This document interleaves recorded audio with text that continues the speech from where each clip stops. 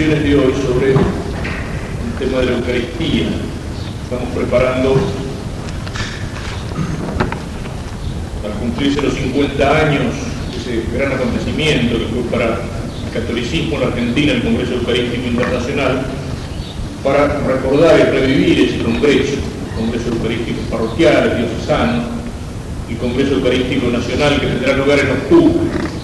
Rendir homenaje y adoración y alabanza al Señor en la Eucaristía. Esa presencia misteriosa del Señor que está allí.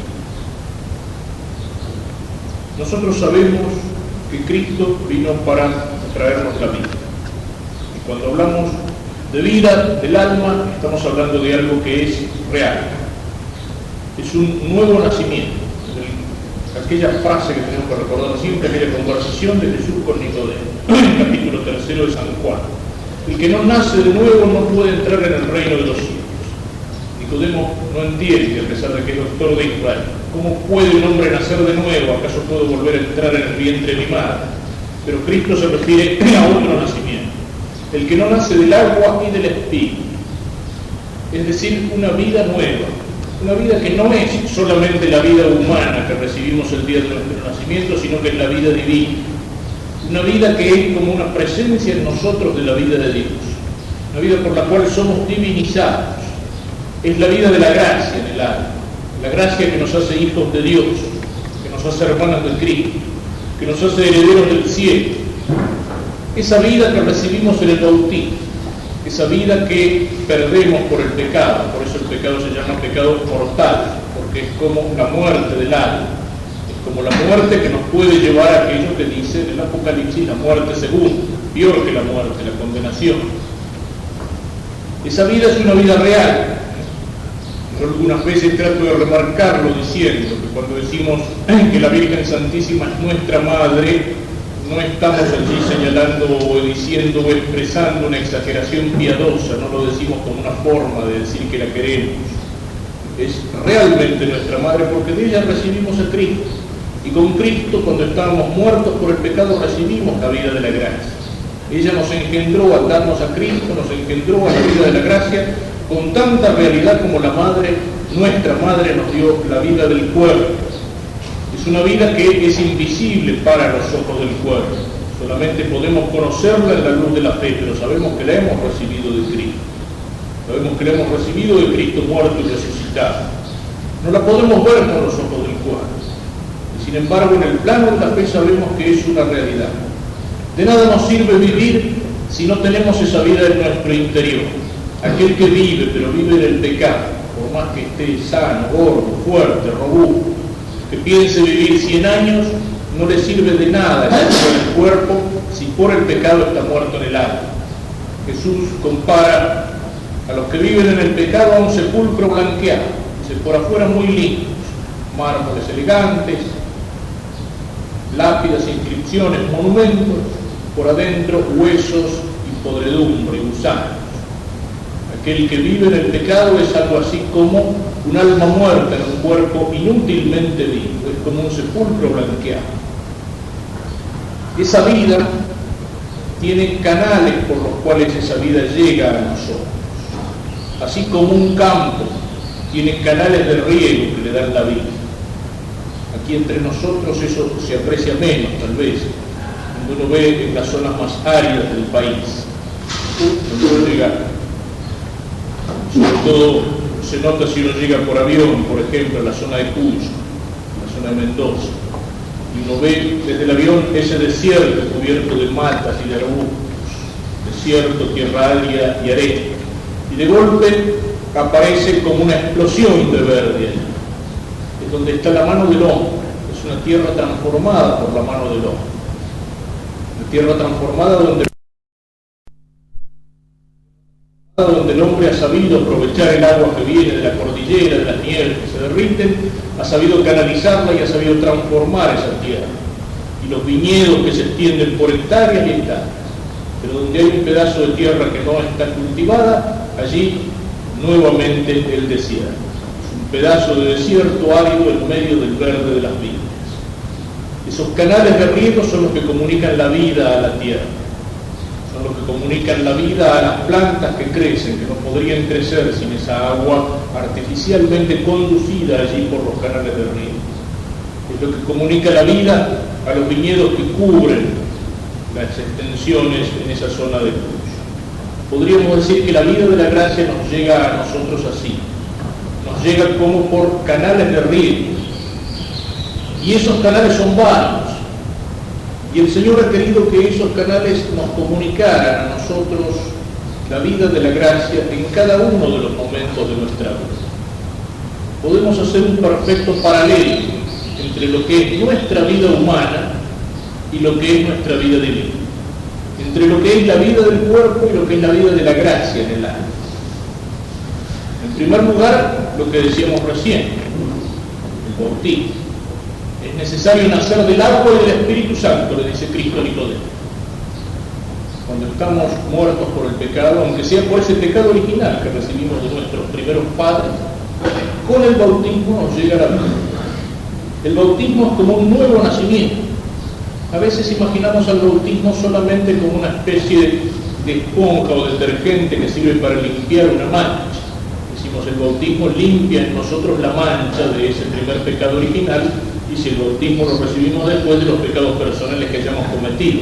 Es cierto, el bautismo limpia la mancha del pecado, pero el bautismo hace mucho más que eso. Podríamos decir que el bautismo tiene un aspecto negativo y un aspecto positivo. El aspecto negativo es que el bautismo limpia, por eso Cristo quiso elegir el agua, a la cual se añade la palabra, y entonces tiene la fuerza, la eficacia del sacramento. Pero no solamente limpia, el bautismo lo podríamos comparar, de hecho hay una figura del bautismo en el Antiguo Testamento, cuando Dios toma al pueblo de Israel que está cautivo en la esclavitud en Egipto, y atravesando las aguas abiertas del Mar Rojo, lo lleva hacia la tierra prometida. En ese paso por las aguas del Mar Rojo hay dos cosas: la liberación de la esclavitud en Egipto y la conquista de la tierra prometida. Encuentran allí la tierra, la casa, el hogar que el Señor les había prometido. En el bautismo también están esos dos elementos. Por una parte es la liberación de la esclavitud del pecado. El pecado nos hace esclavos del demonio, dice la Escritura, y a través de las aguas del bautismo nosotros llegamos a la tierra prometida, es decir, a la vida de la gracia, a la vida divina. Somos hijos de Dios, somos un templo en el cual se hace presente la Trinidad divina. Nuestra alma brilla con la luz de la gracia. Somos miembros vivos del cuerpo de Cristo. En ese sentido podemos decir también que el bautismo nos hace miembros de Cristo, nos hace miembros de la Iglesia, nos incorpora a la Iglesia, nos hace miembros vivos de su cuerpo. Es un nuevo nacimiento, es el nacimiento por el cual recibimos esa vida que decíamos es tan real, tan verdadera como la vida de nuestro cuerpo. Pero una vida tiene que alimentarse y crecer, y ahí el Señor tiene también para eso sus canales de la gracia. ¿Qué pasa si no alimentamos la vida del cuerpo? Si al niño que ha nacido la madre no lo alimenta, si nosotros mismos dejamos de comer, por enfermedad, cuando se pierde la voluntad de comer, o porque hacemos una huelga de hambre, o porque no tenemos que comer, el cuerpo se debilita, el cuerpo se enferma, el cuerpo se muere.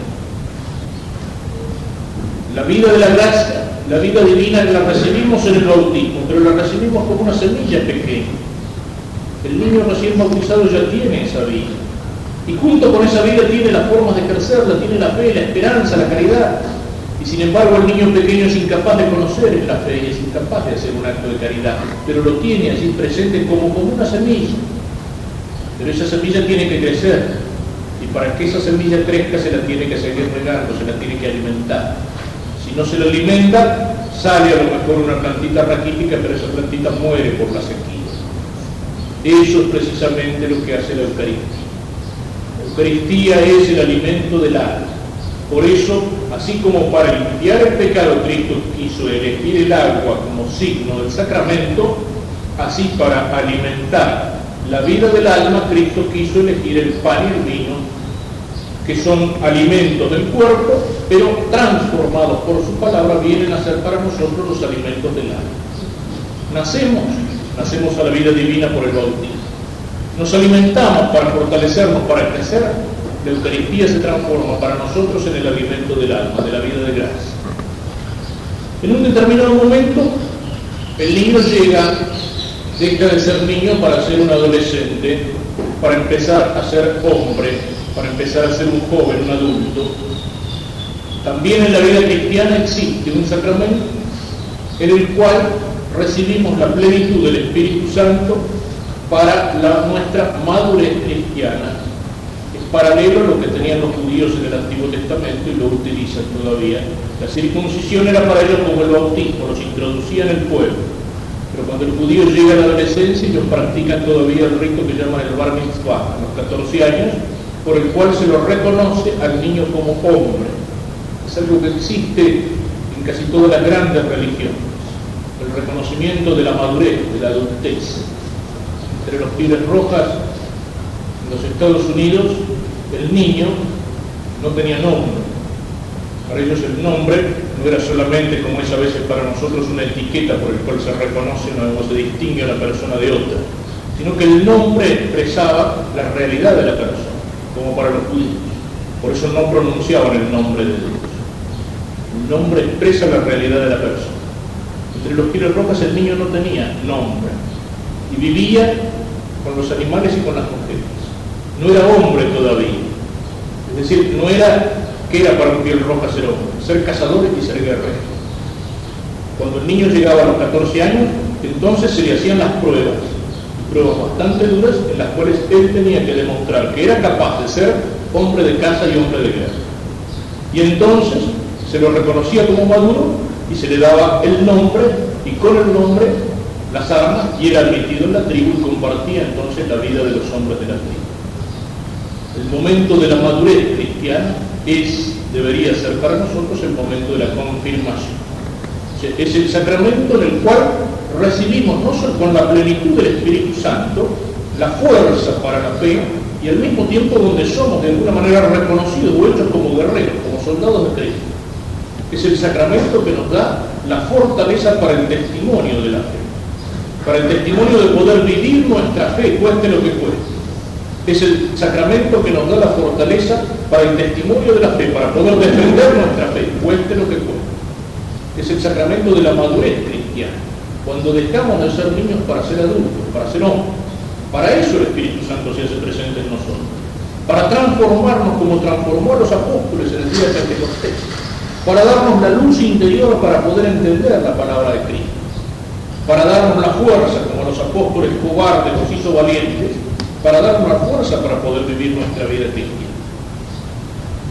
Pero a veces, en la vida del cuerpo, nos encontramos con algo que es como el adelanto, la presencia que tiene relación con la muerte, que es la enfermedad.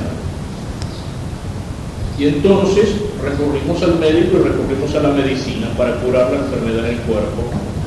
En la vida del alma también existe la enfermedad, y esa enfermedad es el pecado venial, que es como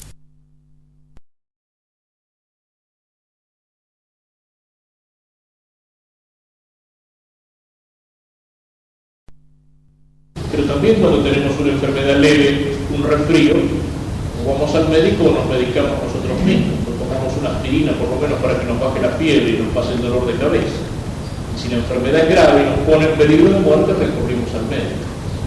Precisamente para la enfermedad del alma, que es el pecado, el Señor dio a la Iglesia, dio a sus apóstoles y a los apóstoles, a sus sucesores, el poder de perdonar los pecados, es decir, instituyó el sacramento de la penitencia. Y en algún momento nosotros nos encontramos, llegará el día para todos nosotros, enfrente a la enfermedad grave o enfrente a la muerte.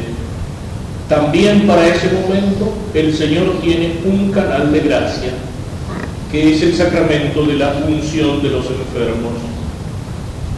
Palabras del apóstol Santiago: cuando alguno está enfermo, que llame a los presbíteros, le impondrán las manos, lo ungirán con el óleo.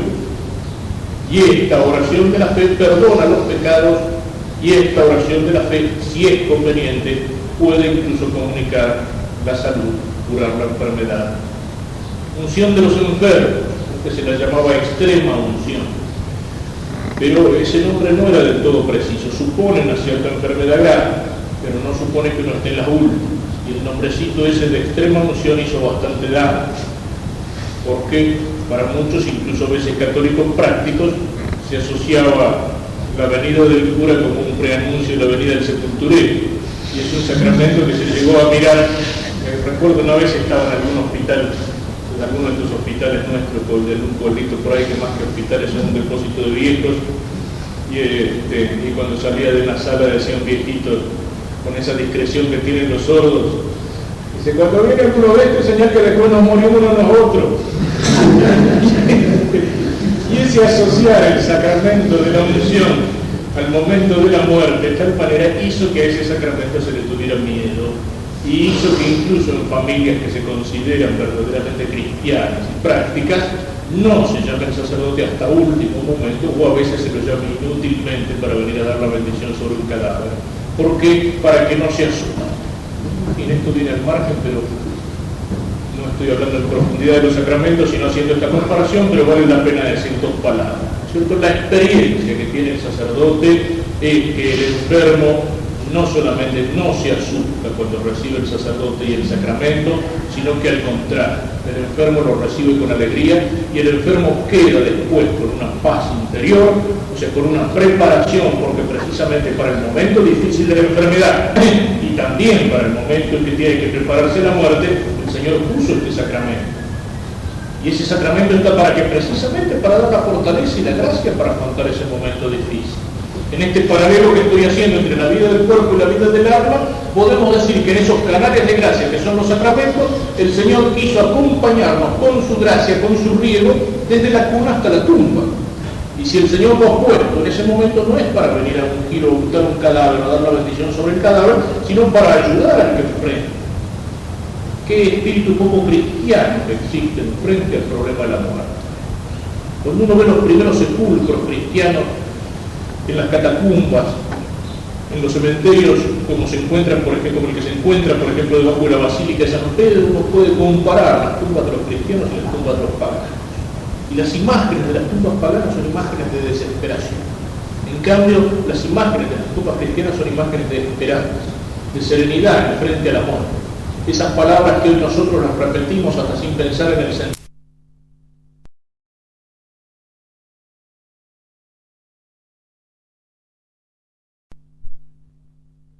sentido, como decimos que descanse en paz, por ejemplo. Para los paganos la idea de la muerte como idea de descanso no tenía sentido. La misma palabra cementerio, que significa dormitorio, es el lugar donde uno duerme a la espera de la resurrección.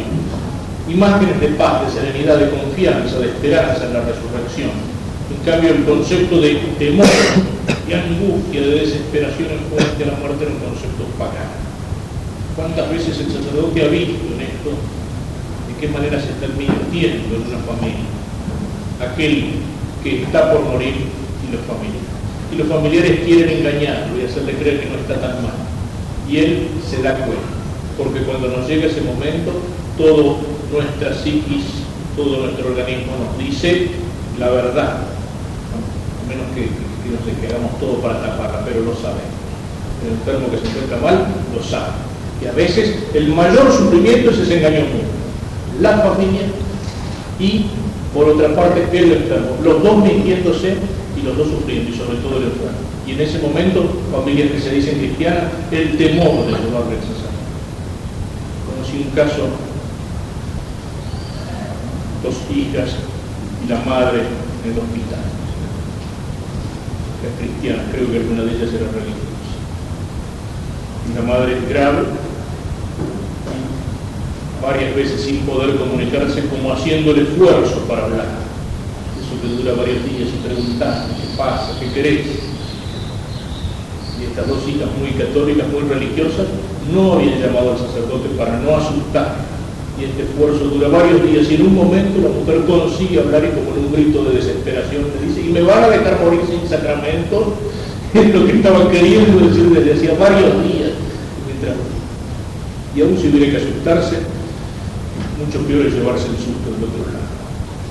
Valdría un poquitito de susto de este lado y después ir en paz con Dios al encuentro con Dios, con todas las cosas en regla, y no llevarse el susto del otro lado que no tiene remedio. Bueno, perdonen una digresión, pero a lo que digo es a esto: los sacramentos son como canales de gracia por los cuales se nos comunica la vida divina desde la cuna hasta la tumba.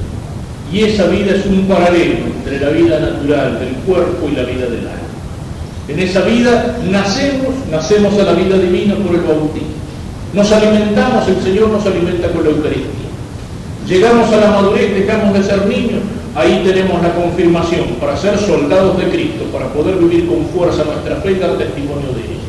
Cuando nos enfermamos, ahí tenemos el sacramento de la penitencia, el sacerdote como médico del alma. Y en el momento de la muerte o de la enfermedad grave, la fortaleza y el perdón, y si es necesario la salud con la unción de los enfermos. Y he dejado para el último los otros dos sacramentos, porque la vida es no solamente la vida del individuo, sino también la vida de la especie. Esa vida se prolonga, esa vida se transmite, y precisamente el Señor ha bendecido para la transmisión de la vida natural, ha bendecido la unión de amor del hombre y de la mujer con un sacramento que es el sacramento del matrimonio. El Señor no inventó el matrimonio. El matrimonio existe desde el principio de la humanidad, cuando nos dice el Génesis que Dios los creó varón y mujer para que se amaran, se unieran y fueran una sola cosa, y fueran fecundos y se multiplicaran. Cristo, cuando le preguntan sobre el matrimonio, sobre si el matrimonio, si el divorcio, y eso, Cristo le dice: al principio no fue así, los manda al principio a lo que Dios hizo. Pero eso que Dios hizo, Cristo lo confirma y Cristo lo bendice. Y esa bendición sobre la unión de amor del hombre y la mujer, para amarse, para hacer una sola cosa y para transmitir la vida, es el sacramento del matrimonio. Pero en esa vida se transmite antes que nada la vida natural. También tiene que transmitirse la vida sobrenatural, y para eso tenemos ese otro canal de gracia, que es el sacramento del orden, es decir, por el cual un hombre es consagrado sacerdote, es decir, ministro de los sacramentos, para transmitir esa vida. Por eso, precisamente porque también es transmisor de vida, al sacerdote se lo llama padre, con una paternidad que no es propia. Él es un instrumento de Dios, Él es un instrumento de Cristo para la transmisión y para la comunicación de la gracia. Pero así como los padres nos dan la vida del cuerpo, el sacerdote, a través de los sacramentos, se transforma en padre, porque es el instrumento de Cristo, porque participando de la paternidad divina nos comunican los sacramentos la vida de la gracia. Esa es su misión. Y Cristo instituye este sacramento conjuntamente con el de la Eucaristía, cuando al celebrar la primera Eucaristía en la última cena le dice a los apóstoles: haced esto en memoria mía, es decir, les da el mandato y el poder de realizar aquello que Él ha realizado. El sacerdote es padre verdaderamente, con tanta realidad como aquel que da la vida del cuerpo. El sacerdote no renuncia en el celibato a la paternidad humana para dejar de ser fecundo o para dejar de amar. Renuncia para amar de una manera más universal y distinta. Renuncia a la familia propia y a la paternidad del cuerpo para ser padre en el orden de la gracia. Es verdaderamente padre. Ciertamente es un instrumento, pero también son instrumentos los padres cuando se unen y son fecundos.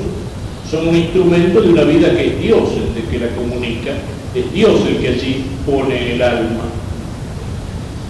Tenemos entonces este paralelo: los sacramentos como canales de riego, como canales de la gracia, que nos acompañan desde la cuna hasta la tumba, en los momentos principales de nuestra vida, en nuestra madurez y en nuestra vejez, en la enfermedad y en la salud, y también para la transmisión de esta vida, de la vida del cuerpo y de la vida del alma, de la vida natural y de la vida de la gracia. Pero podríamos decir que entre todos estos sacramentos, la Eucaristía ocupa el lugar central, ocupa el principal de todos los lugares. Los otros sacramentos nos transmiten de alguna manera a Cristo, nos van confirmando, conformando a Cristo al transmitirnos la vida de la gracia. Decíamos que la vida cristiana es como una semilla que tiene que crecer. ¿Cuándo crece esa semilla? Crece cuando nos vamos asemejando a Cristo, cuando nos vamos haciendo parecidos a Cristo, cuando nos vamos asimilando a Cristo. Eso es crecer en la vida cristiana. La vida cristiana es una imitación de Cristo. La vida cristiana es tratar de conformarnos a Cristo y hacernos semejantes a Él, de poder decir un día como San Pablo: Ya no soy yo el que vivo, es Cristo el que vive en mí. Los sacramentos nos van transmitiendo esa vida divina, nos van ayudando a ser más parecidos a Cristo, más semejantes a Cristo. Pero mientras todos los sacramentos nos transmiten la gracia de Cristo, la Eucaristía nos transmite al mismo Cristo. Por eso la Eucaristía ocupa como un lugar central. Y podríamos decir que los otros sacramentos, de alguna manera, los otros sacramentos han sido hechos solamente en orden a la Eucaristía. Cuando somos bautizados ¿para qué? Para que de alguna manera podamos un día encontrarnos a Cristo en la Eucaristía y alimentarnos por Él. Cuando recibimos la absolución de nuestros pecados en la penitencia, estamos limpiando el alma para que Cristo pueda venir a nuestra alma. No puede venir Cristo al alma manchada por el pecado. Otra cosa de la cual en nuestro tiempo se ha perdido tanto la conciencia. El temor que uno siente a veces cuando ve cuántas iglesias han aumentado inmensamente, enormemente. La gente más grande se acordará que antes en una misa comulgaban muy poca gente. En cambio ahora han aumentado extraordinariamente el número de las comuniones, las colas delante del sacerdote que da la comunión. Sin embargo, no han aumentado o han disminuido las colas delante del confesionario. Y uno a veces se pregunta con temor, todos esos que se acercan a recibir a Cristo, ¿están preparados para recibir? No hemos perdido la conciencia del pecado. Este año tenemos aquí el año eucarístico, pero todo el año pasado fue el año de la reconciliación.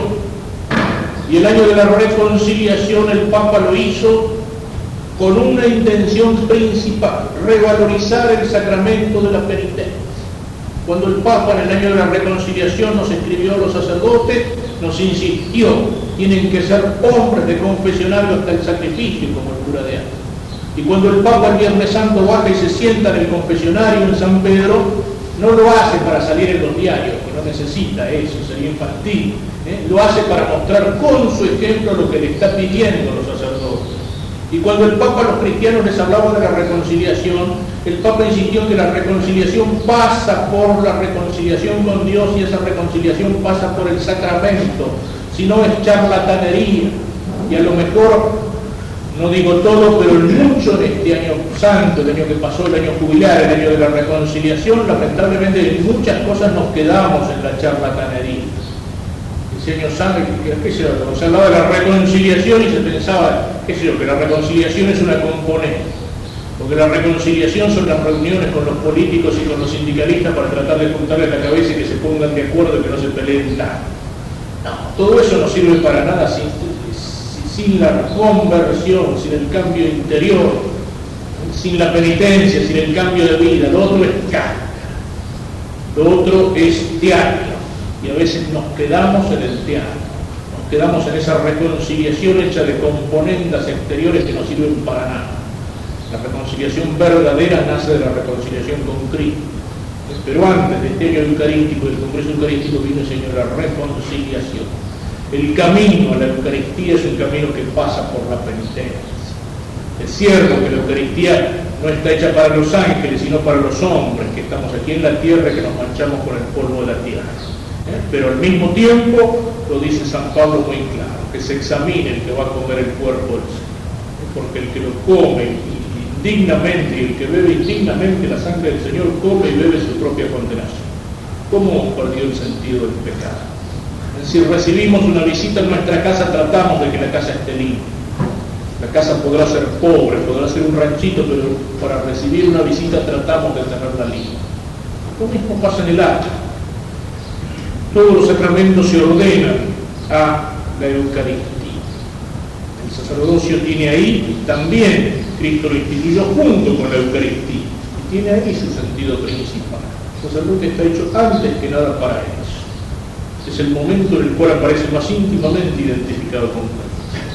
Pero sobre todo, decíamos, los otros sacramentos son canales de riego que nos comunican la gracia de Cristo. En cambio, en la Eucaristía, al que recibimos es al mismo Cristo. Cristo presente, verdadera, real y sustancialmente. Como decía el viejo catecismo, como hay que seguir diciendo, que algunos catecismos no lo digan más. No basta hablar de la presencia de Cristo en la Eucaristía. Cristo está presente de muchas maneras. Cristo sigue estando presente entre nosotros de muchas maneras. El Evangelio de hoy lo dice en su frase final: donde 2 o 3 están reunidos en mi nombre para orar, yo estoy en medio de ellos. Bien, esa es una forma de presencia de Cristo. Hay otra forma de presencia de Cristo. Cristo dice, y lo va a decir en el día del juicio: lo que hiciste a los demás me lo hiciste a mí. El día del juicio, dice el Señor, tuve hambre y me diste de comer, tuve sed y me diste de beber, o al revés, me he apartado de mí, maldito, porque tuve hambre y no me... Si Cristo está presente en el hermano necesitado. Cristo está presente en su palabra, sobre todo cuando esa palabra se lee o se proclama. Cristo está presente en su iglesia. Cristo está presente en el sacerdote, que es Padre, pero como instrumento de Cristo, que absuelve y dice, yo que absuelvo, y es Cristo el que absuelve. Cristo está presente en el Papa, que es su vicario en la tierra, apacienta 1000 corderos, apacienta 1000 ovejas. Pero todas esas formas de presencia de Cristo, la presencia de Cristo en la iglesia, la presencia de Cristo en el prójimo, la presencia de Cristo en el Papa, la presencia de Cristo en el pobre, la presencia de Cristo en su palabra, adquieren, digamos, una densidad. Es la presencia con mayúscula. Es un tipo de presencia tan inmensamente superior y absolutamente distinto de todas las otras presencias. Por eso les decía, y lo tuvo que decir el Papa Pablo VI en aquella encíclica Mysterium Fidei, en contra de los teólogos herejes del norte de Europa, que decían que basta en la Eucaristía de hablar de transignificación o de transimbolización. O sea que Cristo estaría solo presente en la Eucaristía como de una manera simbólica o como un signo, porque la Eucaristía tiene un significado distinto antes y después de la consagración. El Papa dijo, no. Cristo está presente verdadera, real y sustancialmente, y cuando se habla de Eucaristía hay que hablar de transubstanciación, es decir, que por las palabras del sacerdote y por el poder de Dios se realiza allí el tremendo milagro de que se cambia toda la sustancia del pan en cuerpo de Cristo, toda la sustancia del vino en la sangre de Cristo, y que allí no hay más pan y no hay más vino, sino que está Cristo verdadera, real y sustancialmente presente. Cristo está presente de una manera misteriosa pero real, como estaba presente en el pesebre de Belén y como estaba presente en el Calvario. Y enfrente a esa presencia de Cristo en la Eucaristía los sentidos del hombre se engañan. Y sin embargo lo que recibimos allí en la Eucaristía no es solamente una cosa santa, no es como la reliquia de un santo, no es solamente un pan bendito, no es solamente algo que merece mucho respeto, no es solamente algo que nos recuerda lo que Cristo hizo en la última cena. Es Cristo verdaderamente presente. Esto es lo que nos cuesta entender de la Eucaristía. Y que no lo podemos entender solamente con los recursos de nuestra inteligencia humana, sino que es necesario que el Señor nos ilumine por dentro con la luz de la fe para que podamos entender. Aquella magnífica oración con la cual Santo Tomás, que no solamente era teólogo, sino poeta, canta la Eucaristía, que es el Adoro te devote. Adoro te devote l'Argen Tei, que su vestibuli venerari. Adoro devotamente, divinidad escondida, que de veras te oculta bajo estas apariencias. Cuando dice visus tactus gustus intefallitus sed auditus solo tutto creditor credo quid dixit Dei Filius nihil verbo veritatis vento. La vista, el tacto, el gusto en ti se engaña. Creo solamente por el oído. La fe viene por el oído, porque no hay palabra más verdadera que este verbo de verdad. Es decir, que toco pan, que gusto pan, que veo pan, pero los sentidos del cuerpo se engañan. No hay más pan, es Cristo el que está presente. Es Cristo el que está presente. Y eso, ¿cómo lo sé? Solamente por el oído, solamente apoyado sobre la palabra de Dios. En la oscuridad de los sentidos, mi fe se apoya en la palabra de Dios. No hay un verbo más verdadero que este verbo de verdad. Y sé que esa palabra de Cristo que dice, esto es mi cuerpo, es la palabra no de un charlatán, de un loco, de un iluminado de un macaneador, de un comerciante que vende, de un político que promete, sino que es la palabra de Dios, la palabra que no miente, que no engaña y que puede cambiar toda la sustancia del pan en su cuerpo y toda la sustancia del vino en su sangre. Misterio profundo, misterio de fe. Yo siempre lo comparo con todo el misterio de la presencia de Cristo. También había un misterio cuando Cristo estaba presente en el presente. ¿Qué era lo que veían los hombres allí? ¿Veían el resplandor de la gloria de Dios? No. Ese resplandor se esconde. Es lo que llama San Pablo la kenosis, el anonadamiento, la aniquilación de Cristo. Dios se hace hombre. Pensemos en aquellos magos de Oriente, es decir, sabios, que en la tradición, no la escritura, la tradición dice reyes, es decir, jefe de ciudades o de tribus. No hay que pensar en reyes de países como ahora, pero hombres sabios, hombres ricos, hombres poderosos, y que ven el signo del que ha nacido en el cielo, que están acostumbrados a estudiar y siguiendo ese signo, esas estrellas en un largo camino hasta llegar al pesebre de Belén. ¿Y qué ven allí esos hombres? No ven el resplandor de la gloria de Dios, la majestad del Rey que ha nacido, sino un niño pobre envuelto en pañales y recostado en un pesebre. Eso es lo que veían con los ojos del cuerpo. Pero los ojos del cuerpo se engañan porque son ciegos para las cosas de Dios. Y Dios ilumina a estos hombres por dentro con la luz de la fe, y ellos se arrodillan y adoran al niño y le ofrecen oro, incienso y mirra, oro como rey, incienso como Dios, mirra como hombre, porque la fe les muestra que ese niño no es un niño como los demás, sino que es el verbo que se ha hecho carne. Y lo mismo podemos decir del Calvario, Cristo que muere en la cruz cumpliendo la profecía de Isaías, no hay en belleza ni hermosura gusano y no hombre, varón de dolores, que ha cargado sobre toda la consecuencia nuestros pecados, destrozado, lleno de sudor, de escupidas, de tierra, de sangre, muerto allí en la cruz entre dos ladrones como otro ladrón más, y aquel soldado, aquel oficial romano, que en un momento grita: de veras este hombre es el Hijo de Dios. Que podían pensar todos los otros que lo escuchaban y que veían a Cristo en la cruz: te has vuelto loco, hombre, ¿quién es el Hijo de Dios? Ese pobre infeliz que acaba de morir en la cruz. Eso es lo que mostraban los sentidos: visus, tactus, gustos, intempálicos. La vista, el tacto, el gusto en ti se engañan.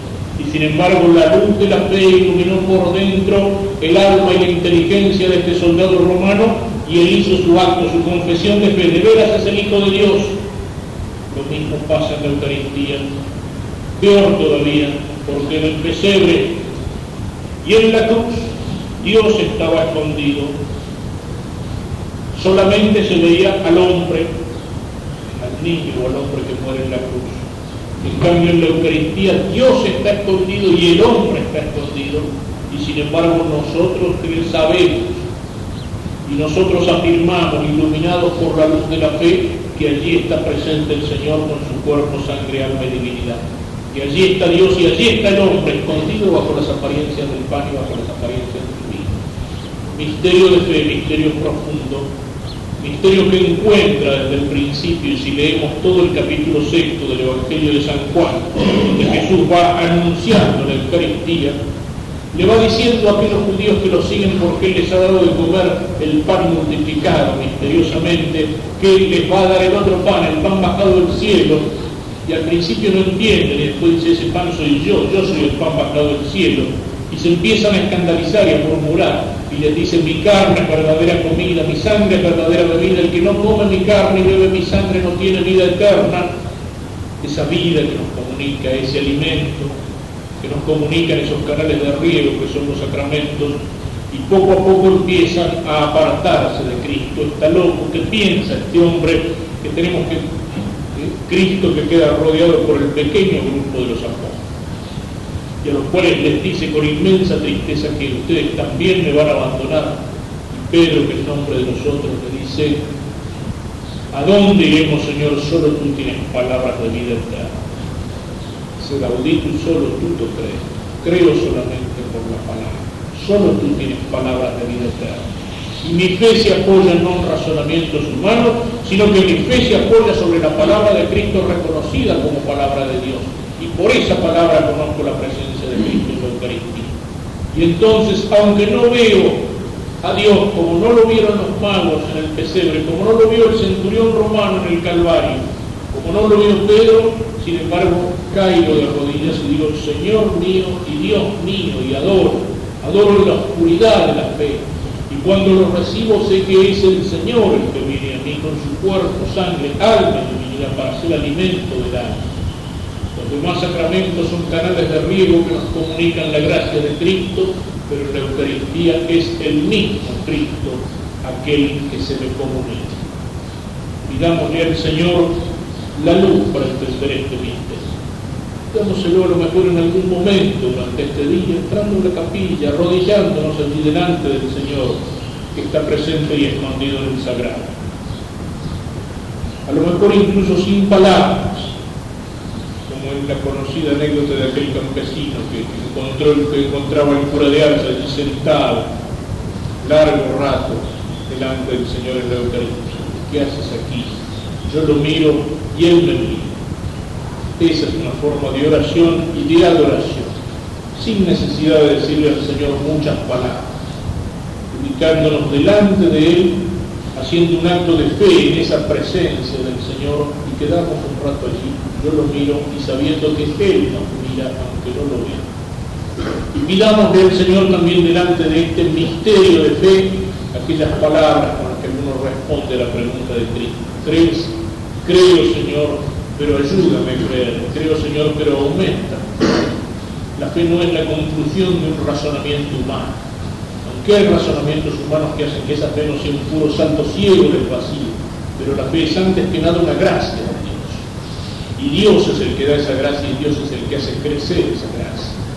Y la fe es una luz interior que me hace mirar al mundo con los ojos de Dios. Y entonces la realidad del mundo aparece totalmente distinta, porque ya no contemplo el mundo, ni a mí mismo, ni contemplo a los hombres, ni la historia de los hombres con ojos humanos, sino que lo miro con alguna luz que viene de los ojos de Dios. Y entonces también, cuando contemplo este misterio de la Eucaristía, no lo estoy mirando con esos ojos humanos que son ciegos para las cosas de Dios, sino con una luz. Es aquella luz que en algún momento puede hacerse transparente. Como Cristo en el Tabor dejó por un instante la divinidad que se escondía se manifestara en un resplandor de luz y los apóstoles quedan deslumbrados. Señor, qué bueno que es estar aquí. Quedan como ebrios, como extasiados por esa luz que enfrente de Cristo. Les deja ver como un pequeño resplandor de su divinidad. A veces la luz de la fe lo permite. A veces de rodillas delante del Señor en la Eucaristía, como si estuviéramos viendo esa luz. Y la fe en su presencia se hace en nosotros cierta y nos lleva a la adoración y a la inclusión. Pero a veces también esa fe se hace oscura y Cristo se esconde. O Cristo parece que estuviera durmiendo en nuestro interior como dormía en la barca, y los apóstoles piensan que se ha olvidado de él. No importa, en la oscuridad o en la luz, en las buenas o en las malas, creo, Señor, ayúdame a creer. Creo, Señor, ayúdame a creer, sabiendo que Él está allí porque quiere quedarse con nosotros en esa presencia única y especial. Que Él está allí porque se nos quiere entregar en la comunión como alimento para que en nosotros crezca la vida del alma. Podemos terminar glosando aquellas palabras de San Agustín, que él las refiere más vale la palabra del Señor, pero que se puede aplicar de una manera muy particular a la presencia del Señor en la Eucaristía. Cuando dice San Agustín, soy pan de fuertes, crece y me comerás. Pero yo no me transformaré en ti como el pan de tu cuerpo, sino que tú te transformarás en mí. El pan, es decir, el alimento con el que alimentamos nuestro cuerpo, se transforma en nosotros, se humaniza. El alimento con el que alimentamos nuestro cuerpo se transforma en nosotros, en carne, en músculos, en sangre, en grasa, y así se parte de nuestro cuerpo. Pero este alimento que recibimos como alimento del alma, Cristo, no se transforma en nosotros, no es Él que se humaniza, sino que Él nos transforma en Él. Es decir, Cristo nos diviniza cuando lo recibimos en la comunión con las debidas disposiciones. Pero no me transformaré, no te transformarás tú en mí como el pan de mi cuerpo, sino que yo me transformaré